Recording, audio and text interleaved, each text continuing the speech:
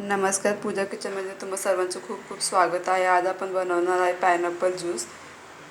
Pineapple juice बनवण्यासाठी आपण घेतलेला आहे इथं 1 वाटी पायनॅपल, 1.5 चम्मच साखर, अर्धा चमचा काळा मीठ. आता आपण मिक्सरच्या भांड्यामध्ये 1 वाटी पायनॅपल टाकणार आहे. त्याच्यात साखर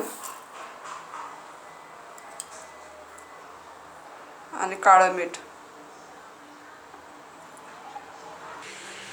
आता आपण याच्यात टाकणार आहे थोडंसं पाणी. पाणी टाकल्यावर आपण याला वाटून घेणार आहे.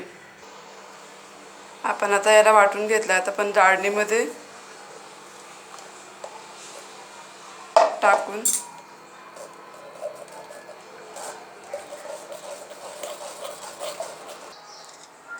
या प्रकारे आपण सगळं ज्यूस काढून घेणार आहे.